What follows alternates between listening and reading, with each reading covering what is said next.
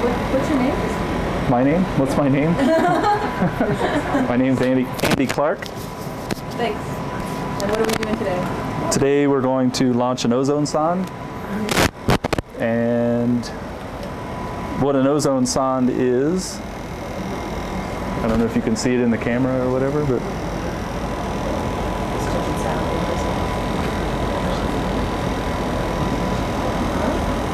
we're just preparing this for the flight here in just a few minutes. And this actually send data back through a standard meteorological radio sonde through our radio, and we collect data on the computer, and we'll be able to record the ozone from the surface up to about 35 kilometers. How does that record the ozone? It looks like a couple little bottles of water. This is actually an electrochemical cell, or sort of like a battery. So it has a solution in it of it's iodine. It's Okay. Cathode and anode? yeah, one of them's the anode, one of them's the cathode. It's an iodine salt solution. So basically it's like a battery, so you get a current out of it, and as it goes up through the atmosphere, that current changes based on how much ozone is in the air. So as it's going up and you're sending back this current, we turn that into ozone concentration, and we get a profile of how much ozone there is from here through the stratosphere. So does ozone have electrical charge? Is that why it No, or it's doing a chemical reaction? it's the ozone itself is causing a chemical reaction within the cell that basically reduces the current of the cell, of the electrochemical cell. Oh, it's like almost turning off a switch. Yeah, it's just the more ozone you have, the less current you get out of that battery, basically.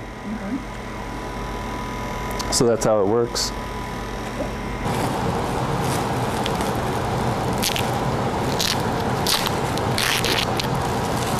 what are you doing there?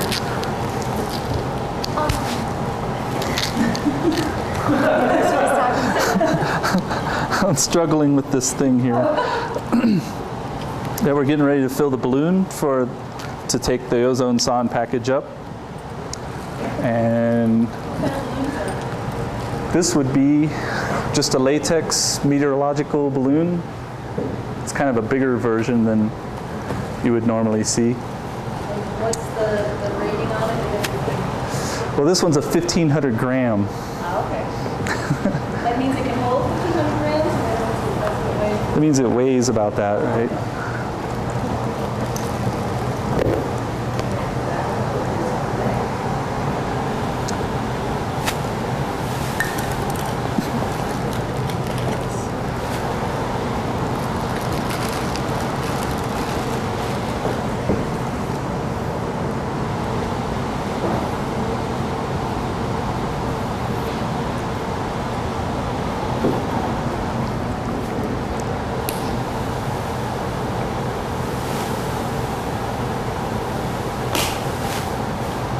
Why are you setting this balloon up? This is interesting question. Here at the South Pole, NOAA, since I would say the mid-'80s, we've been doing weekly ozone sondes to measure and show the ozone profile in the atmosphere, and we do it year-round, and then starting in about August through October, then we record the ozone hole, the Antarctic ozone hole, every year. So we can show exactly where the depletion is in the stratosphere and how much depletion there is. This gives you more detail than you might get from satellite remote sensing. Yeah, a satellite will tell you how much ozone is in the stratosphere and troposphere, but it doesn't tell you where the depletion is. It just gives you a column measurement where we'll show, for instance, the ozone hole when it's at its worst, about October 1st, between 15 and 20 kilometers, there's often no ozone, and that's where you would any other time of year or around the world, you would see the highest levels of ozone. This 15 and 20 kilometers up into the air. Yeah. So this is really telling you vertically layers. Exactly. The ozone is exactly. Down. Yep. Oh, wow.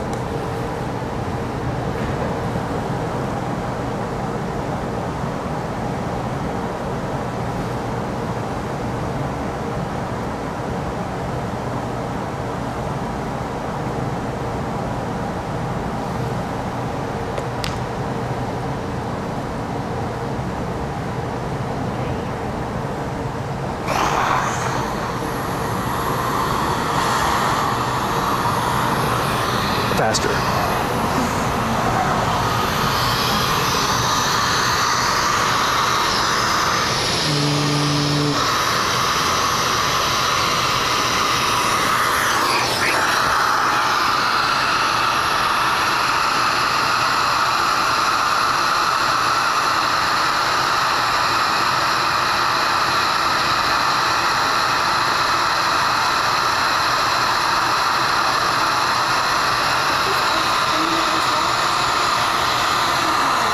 We'll use it.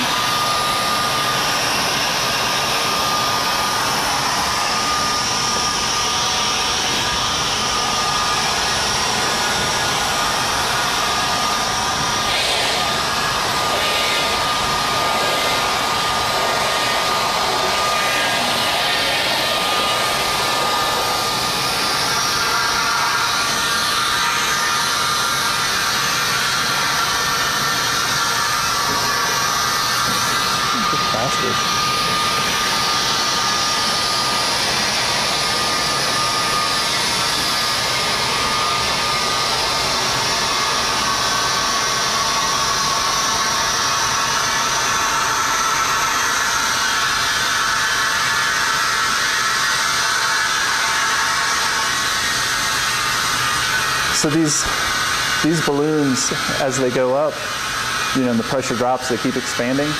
And I calculated once that these are about 80 feet across.